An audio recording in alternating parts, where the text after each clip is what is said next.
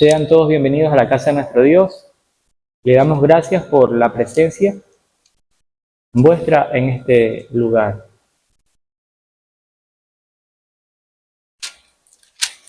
Lucas 21, versos del 1 al 4. Dice la palabra de nuestro Dios: levantando los ojos, vio a los ricos que echaban sus ofrendas en el arca de las ofrendas. Y vio también a una viuda muy pobre que echaba allí 2 blancas. Y dijo: en verdad os digo que esta viuda pobre echó más que todos. Porque todos aquellos echaron para las ofrendas de Dios de lo que les sobra, mas esta, de su pobreza, echó todo lo que tenía. Me voy a permitir lecturar la misma narrativa, ahora de la perspectiva del Evangelio de Marcos 12, del 41 al 44. Estando Jesús sentado delante del arca de las ofrendas, miraba cómo el pueblo echaba dinero en el arca y muchos ricos echaban mucho. Y vino una viuda pobre y echó 2 blancas, o sea, un cuadrante. Entonces, llamando a sus discípulos, les dijo: de cierto os digo que esta viuda pobre echó más que todos los que han echado en el arca. Porque todos han echado de lo que les sobra, pero esta, de su pobreza, echó todo lo que tenía, todo su sustento, todo lo que tenía para alimentarse. Y lo que quisiéramos reflexionar en esta mañana, basado a estos 2 pasajes bíblicos en el libro del Evangelio de Lucas 21, versos del 1 al 4, tiene que ver con el análisis que quisiera profundizar y hacerlo junto a ustedes respecto a lo que el Señor Jesucristo realmente valoró.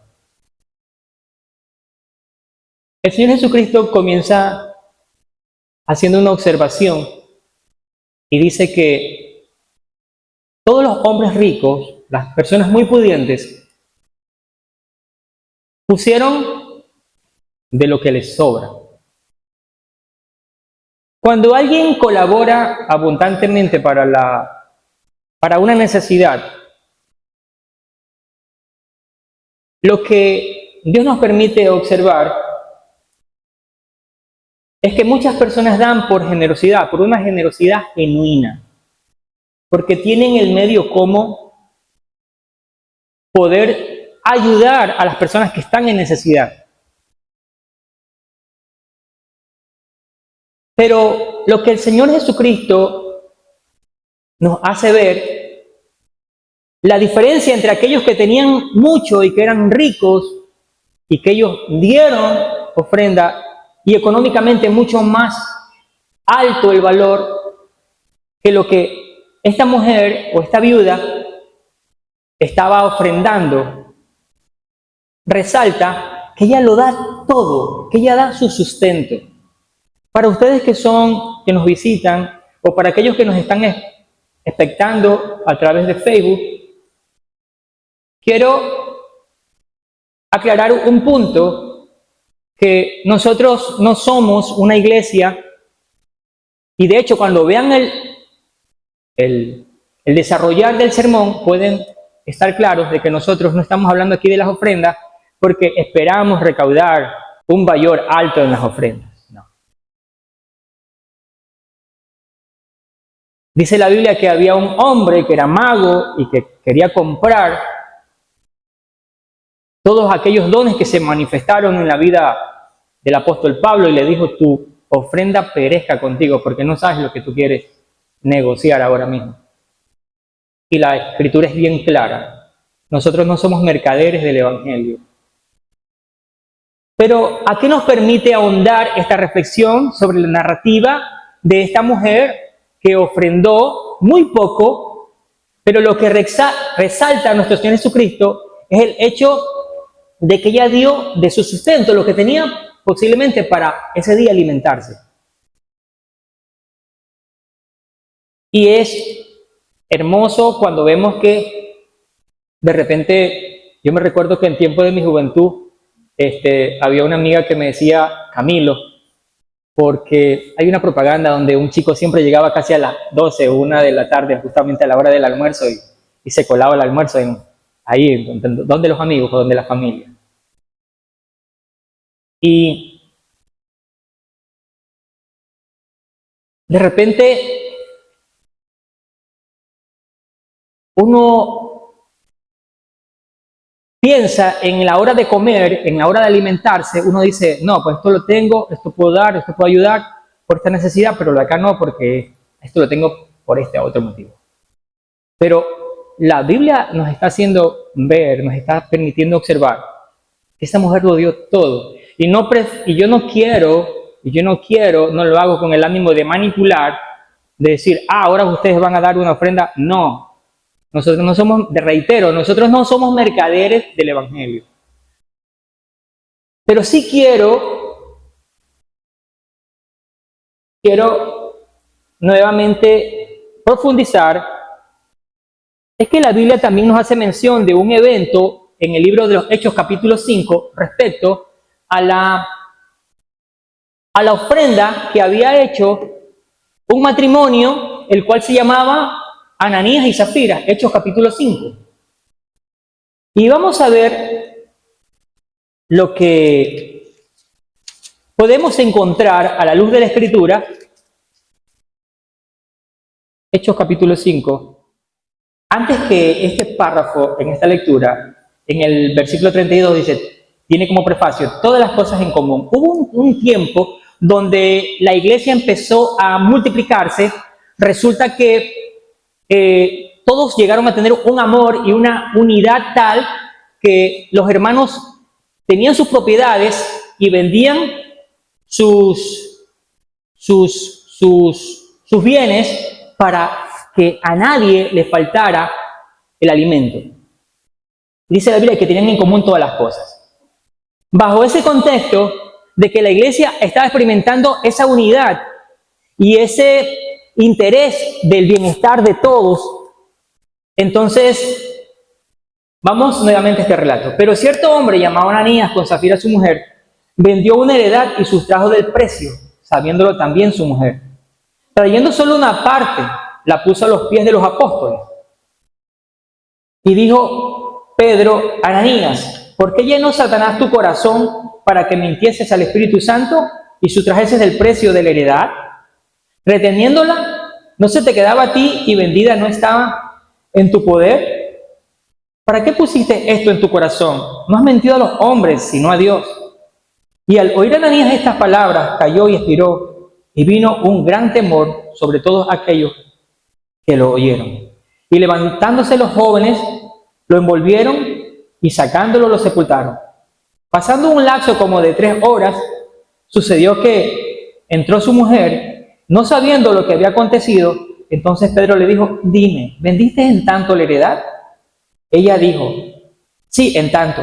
Y Pedro le dijo, ¿por qué conviniste en tentar al Espíritu del Señor? He aquí a la puerta a los pies de los que han sepultado a tu marido, y te sacarán a ti. Y al instante ella cayó a los pies de él y expiró. Y cuando entraron los jóvenes, la hallaron muerta, y la sacaron y la sepultaron junto a su marido. Y vino gran temor sobre toda la iglesia y sobre todos los que oyeron estas cosas. Esta parte que nos relata el libro de los Hechos tiene que ver con que la iglesia sentía esa hermandad y compartía todas las cosas. Y la iglesia había acostumbrado inclusive a vender sus propiedades y tenerla y repartirla entre todos. Y dice la Biblia que este matrimonio había vendido su heredad, pero dice que, por ejemplo, ellos habían vendido en $50,000 esa propiedad. Y ellos se pusieron de acuerdo y posiblemente dijeron, digamos que le hemos vendido en 25. Ellos convinieron en solamente decir que le habían vendido, por decir en 25,000, cuando había sido en 50,000. Este es un ejemplo, porque la cifra no lo da la Biblia. Y ellos convinieron, entonces cuando ellos van a la iglesia, ¿vendiste en tanto la heredad? Sí, él dice. Pero él mintió. Y luego dice, después de 3 horas, que mintió Ananías y había caído muerto. Luego llega su esposa después de 3 horas y dice, ¿vendiste en tanto la heredad? Y esta mujer dijo, sí, vendimos en 25,000. Es lo que yo alego, es una suposición. Y entonces dice la Biblia que esta mujer también expiró y que esta mujer también murió. ¿Por qué? Porque esta mujer o este matrimonio querían figurar ante los demás que ellos tenían esa generosidad que tenían los demás hermanos. Porque ahora, ellos tenían algo, ellos podían haber hecho lo siguiente. Sí, aquí nos relata la Biblia. Verso 3 dice, Pedro le dijo, Ananías, ¿por qué llenó Satanás tu corazón para que mintieses al Espíritu Santo y sustrajeses del precio de la heredad? Reteniéndola, ¿no se te quedaba a ti? Y vendida, ¿no estaba en tu poder? ¿Por qué pusiste esto en tu corazón? O sea, él podía haberla vendido en $50,000 y podía decir, hermano, yo pongo aquí a disposición $1,000 para repartir entre los hermanos. Él podía hacer eso. Pero él quería fingir ante los demás. Y no es que los otros ricos en el relato de la ofrenda de esta viuda estaban fingiendo, sino que hay una cosa que quiero entrar en análisis y es la actitud de nuestro corazón. Y es ciertamente lo que Dios mira. Porque nosotros los hombres miramos lo que está delante de nosotros, dice la Biblia, pero Dios escudriña el corazón. Y Dios quiere que nosotros guardemos nuestro corazón. Y Dios quiere que nosotros purifiquemos nuestro corazón. Y Dios quiere que nosotros renovemos nuestra mente. Que nuestra vida sea transformada. Si nosotros tenemos una forma de actuar, una forma de conducirnos, Dios quiere renovarnos. Y Dios quiere que nosotros emulemos su vida, la vida de Cristo. Pablo inclusive dice en algún momento, sé imitadores de mí, así como yo de Cristo. Y Cristo nos hace una observación respecto a la generosidad de esta mujer, de su disposición de desprenderse de todo para la obra del ministerio. Pero mi reflexión, reitero, tiene que ver con el asunto de nuestro corazón. Es lo que el Señor pide de cada uno de nosotros.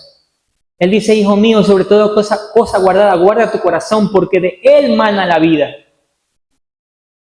Dios quiere que nuestros corazones sean generosos, que nuestros corazones sean buenos, que nuestros corazones sean diligentes para la obra del Señor. Que nosotros no miremos como mira el mundo, porque nosotros vemos, dice la Biblia, nosotros vemos las apariencias. Pues nosotros miramos ahora, dice Pablo, con un escudo, pero dice, pero entonces llegará el día en que Dios revelará todas las cosas. Dios revelará ciertamente nuestras conductas. Dios revelará ciertamente, llegará un día en que Dios estaremos delante de Él y Dios podrá a nosotros pedirnos cuenta. Dios nos va a pedir cuenta un día a nosotros de nuestra actitud, si es una actitud buena, si es de una actitud de una mente sana, si es nuestra actitud de un corazón limpio, si es nuestra actitud de un corazón obediente, es algo con lo que batallamos, es algo con lo que luchamos. Y vemos esta mujer que dio su sustento. ¿Qué es lo que usted valora? ¿O qué es lo que yo valoro? Dios me hace esa pregunta de diagnóstico, es para mí también. ¿O qué Dios demanda de mí? Dice la Biblia que Él quiere que nosotros nos santifiquemos. Él quiere que nosotros seamos obedientes. Que nosotros seamos personas llenas de fe. Que confiemos. Dios quiere que nosotros no nos rindamos. Dios quiere que nosotros seamos personas que perseveran, aún en medio de cualquier circunstancia. No era la circunstancia lo que definía a esta mujer, la generosidad de esta mujer, porque ella vivía una situación de escasos recursos, pero tenía un corazón dadivoso. No es lo mucho o lo poco que usted y yo tengamos, es lo dispuesto que estemos nosotros de entregarle a nuestro Dios. Hay unas observaciones aquí, unos apuntes que tengo sobre este mensaje. Dice, habiendo mirado, vio a algunos ricos que echaban sus ofrendas en el arca y vio también a una viuda pobre que echaba allí 2 moneditas. La visión de nuestro Señor Jesucristo va más allá de la cantidad. En este pasaje Jesús no solamente observa lo que da, sino también el corazón. Detrás de la ofrenda, los ricos echaban grandes sumas, pero fue la viuda con sus 2 moneditas que llamó la atención a Jesús. La generosidad no se mide por la cantidad de dinero que le damos, sino por el sacrificio que esto implica. La ofrenda de los ricos eran grandes en número, pero no en entrega. Dios quiere su entrega. Dios quiere mi entrega. Dios quiere que nosotros pensemos en Él, vivamos pensando en lo que Él demanda de nosotros, en la santidad que Él quiere de nosotros. La generosidad transforma. El impacto de la generosidad trasciende el acto mismo de dar. Cuando la viuda ofreció su humilde ofrenda, lo hizo en un contexto donde, más que un simple regalo, se convirtió en un ejemplo y una lección para los demás. La generosidad tiene el poder de transformar no solo a quien lo recibe, sino también a quienes ven el acto. El testimonio de la viuda seguramente resonó en aquellos que estaban presentes. Su acción inspiró a otros a comprender el verdadero significado de la generosidad. Cuando analizamos que Dios mira nuestro corazón, ¿qué puedo dar? No solo de mi dinero, sino de mi tiempo, de mi talento y de mi amor. Repito, ¿qué puedo dar yo? ¿O qué puede dar usted? Hágase esta pregunta. No solo de dinero, sino de su tiempo, donde usted pueda enriquecer su vida, donde usted pueda nutrirse del conocimiento de la palabra de nuestro Dios. Usted puede invertir en ese tiempo, donde usted pueda nutrirse del amor de Dios, que dice la Biblia, que ha sido derramado sobre nuestros corazones. Y Dios quiere que nosotros hagamos todas las cosas en amor. De hecho, el segundo mandamiento es que amemos a nuestro prójimo como a nosotros mismos. Y ahí se resumen todos los mandamientos y la ley de los profetas. En un amor, en ese sentir compasivo, de sentir empatía por los demás. Y no actuar erróneamente como actuó Ananías y Zafira, ¿verdad?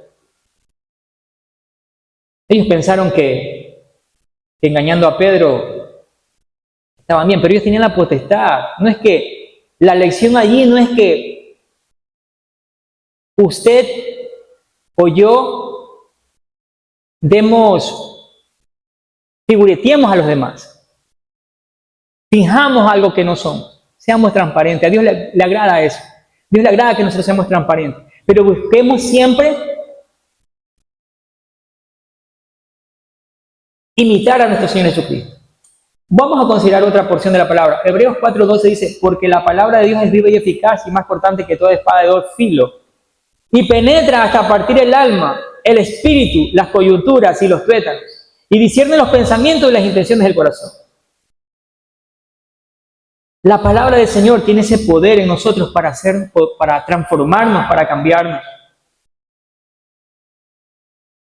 Yo quiero permitirme leer otros textos complementarios. Jeremías 17:10 dice, yo Jehová que escudriño la mente y que pruebo el corazón. Dios, dice su palabra, que escudriña la mente. Dice, yo Jehová que escudriño la mente y que pruebo el corazón. Dice la Biblia que Dios juzga los pensamientos y las intenciones del corazón. Y en el Génesis, en el relato de Adán y Eva, la Biblia dice que Abel ofreció una ofrenda y Caín también ofreció una ofrenda. Dice la Biblia que la ofrenda de Caín era era agricultor y él dio de los frutos de la tierra. Pero dice que Abel parece que él era pastor, ganadero, no sé cómo expresarlo. Él se dedicaba a criar ganado. Dice que él dio de su oveja, de lo más gordo, de lo primogénito, de lo primero, de sus primeras crías. Él dio de lo mejor. Y dice la Biblia que a Dios le agradó la ofrenda de Abel. Y dice la Biblia en el libro de los Hebreos que la ofrenda de Abel habla de su fe. Aún él estando muerto, ese acto habla de él, de su generosidad. Y Dios quiere que usted y yo seamos generosos con nuestra vida, así como Él ha sido generoso para con nosotros. Porque la Biblia revela que la condición de nosotros los hombres es de pecado. Somos imperfectos. Usted y yo quisiéramos ser perfectos, pero no lo somos. Usted y yo quisiéramos hacer las cosas de la mejor manera, pero aunque lo procuramos, no lo alcanzamos. Y mientras nos apoyemos en nuestras propias habilidades y confiemos en nuestra propia prudencia, no lo vamos a lograr hacer. Cuando nosotros somos conscientes de nuestra necesidad de Dios y nuestra condición delante de Él, nosotros vamos a correr hacia su encuentro. Porque la Biblia dice en el libro de Romanos que no hay hombre sobre la tierra que haga el bien y que nunca peque. La Biblia dice, todos se desviaron y se hicieron inútiles. No hay ni siquiera uno. La Biblia dice que no hay quien haga lo bueno. Y en Romanos 3:23 dice, porque la paga del pecado es la muerte, pero el regalo de Dios es vida eterna. Entonces, cuando nosotros sabemos que lo que la Biblia revela acerca de nosotros, que somos mentirosos, ¿sabía usted eso? ¿Sabía usted que la Biblia dice que usted y yo somos mentirosos? ¿Sabe? Yo no me considero mentiroso. Pero la Biblia me dice, yo pienso que yo no soy mentiroso. Y trato de no mentir. Pero la Biblia me quita ese velo, me quita la venda de mi mente para pensar de que yo no soy un hombre mentiroso. La Biblia dice, sea Dios veraz y todo hombre mentiroso. Todo hombre es mentiroso delante de Dios. Y la Biblia dice que todos hemos pecado. Y por eso la paga del pecado, dice la Biblia, que es la muerte. En esa condición de el hombre como pecador, el hombre no tiene remedio, no tiene cómo salvarse por sus méritos propios. Pero si el hombre mira a Jesús y cree, la Biblia dice que si confesares con tu boca y creyeres en tu corazón que Dios le levantó entre los muertos, serás salvo. Si creemos que Jesús murió y resucitó y confesamos a nuestro Señor Jesús como nuestro Salvador, dice la Biblia, si confesares con tu boca y creyeres en tu corazón que Dios le levantó entre los muertos, serás salvo. Usted y yo tienen la oportunidad de vivir en armonía con Dios a través de la fe. Usted y yo descubrimos que necesitamos de Dios cuando descubrimos nuestra condición de pecados y de pecadores y de hombres imperfectos. Hombres y mujeres imperfectos. Yo quisiera poder hacer las cosas de la mejor manera, de la forma más diligente, pero no lo alcanzo. Y si lo alcanzara, como la Biblia revela, de un rey llamado Nabucodonosor que había logrado un imperio muy grande, el imperio babilónico, y dice que un día se paseaba sobre sus palacios y él miraba, decía, esta es la Babilonia que yo edifiqué. Y él se estaba dando toda la gloria. y él se estaba vanagloriando.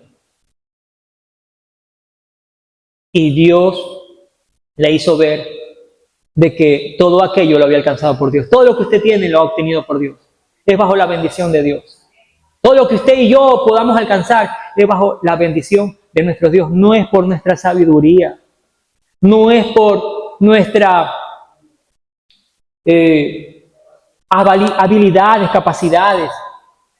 Es solo por la gracia y la infinita misericordia de nuestro Dios. Entonces Dios le pide, me pide a mí, le pide a usted que nosotros tomemos la actitud de nuestro Señor y Salvador Jesucristo. Amén. Dice, la palabra de Dios revela en Hebreos 4:12, dice, características de la palabra viva y eficaz. Dice, porque la palabra de Dios es viva y eficaz y más cortante que toda espada de doble filo, ¿verdad? La acción de la palabra penetra y divide lo individible, el alma y el espíritu. O sea, usted y yo podemos concebir que estamos haciendo las cosas bien, que nos estamos conduciendo bien, o que somos generosos, que no somos mentirosos. Usted y yo podemos concebir así. Pero la reflexión que nos lleva a la Escritura, y para esto vamos a analizar lo que expresa el salmista, dice, examíname, oh Dios, dice el salmista, examíname, oh Dios, y ve si hay en mí camino de perversidad. Porque usted y yo somos justos, según nosotros. Pero la Biblia nos revela que la justicia suya y que mi justicia delante de él son como trapos de inmundicia. Dios quiere nuestros corazones. Dios quiere generosidad en usted y en mí. Pero no solo generosidad en nuestro dinero, generosidad en la forma en cómo Dios fue generoso para con el mundo, que entregó a su único Hijo para redimirnos. El sacrificio de Cristo en la cruz del Calvario le permitió a todos los que profesamos la fe cristiana que su sacrificio significara el lavamiento a través de su sangre. Porque según el sacerdocio judío, ellos cuando alguien pecaba, ellos ofrecían un corderito y esa sangre la derramaban en señal de que a través de esa sangre ellos eran limpiados de sus pecados. Cuando Cristo murió, dice la Biblia, y según el libro de Hebreos, Cristo es el sacrificio perfecto. Usted y yo no necesitamos hacer otra cosa que obedecer y que abrir nuestra mente y que abrir nuestro corazón para entender lo que Dios demanda de nosotros.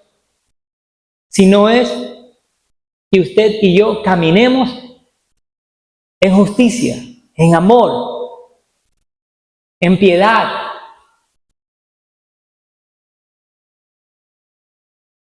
Si yo pienso que a mí no me importa lo que los demás piensen de mí, y si he pensado así, erróneamente,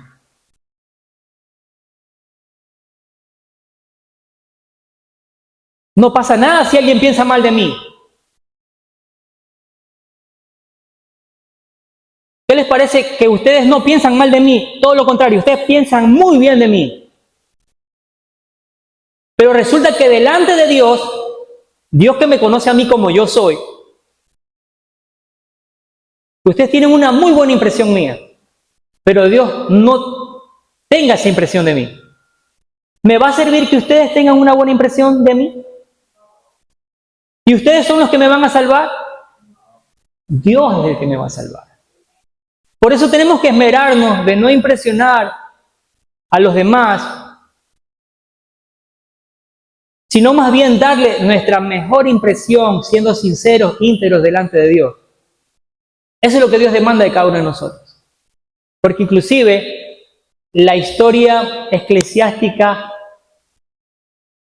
cuando llegamos a la biografía de Martín Lutero, dice que este sacerdote, quien había sido instruido en la iglesia en la que él pertenecía antes, dice que él, como tenía un gran anhelo por leer las escrituras, Era difícil que antes las personas pudieran tener la Biblia, solo podían tener unos cuantos sacerdotes. La historia de la imprenta dice que Gutenberg, fue el que inventó la imprenta y lo primero que imprimieron fueron las Biblias. El primer libro que imprimieron fueron las Biblias. En esa época, las Biblias no se podían tener libremente. Solo pensaban que era el privilegio de unos cuantos. Cuando se relata la biografía de Martín Lutero respecto a su vida, se dice, de hecho a nosotros nos dicen los hermanos separados, porque piensan que la iglesia cristiana se formó a raíz de que Martín Lutero no estuviera de acuerdo con algunas prácticas de la iglesia y luego él decide escribir lo que se llama las 95 tesis, 95 puntos donde él estaba en contra de la iglesia. Eso casi le cuesta la vida, casi lo matan. Pero la biografía de Martín Lutero dice que Martín Lutero era un hombre que oró mucho y por eso no lo mataron. Porque él le dijo, nosotros no vamos a ser salvos por indulgencia. O sea, yo tengo un familiar y si mi familiar tenía una mala vida, yo podía sacar mi cheque, demos aquí al pastor de la iglesia y mi familiar va para el cielo. Eso es falso. O pensar de que yo, por lo bueno que yo sea, yo voy a alcanzar a agradar a Dios. No es por lo que usted y yo hagamos, es por la fe. Es por una fe pura, es por una fe sincera, es por una vida íntegra. Y Dios nos ayude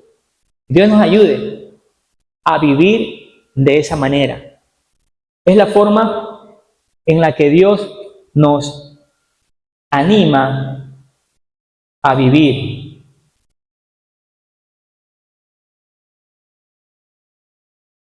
Jeremías 17:10 es una cita a considerar. Dice, la incapacidad humana, el corazón es engañoso y enfermo. Jeremías 17:9. Engañoso es el corazón más que todas las cosas y perverso. ¿Quién lo conocerá? Mire, usted y yo queremos agradar a nuestro Dios. Y queremos actuar como la viuda, de la mejor forma.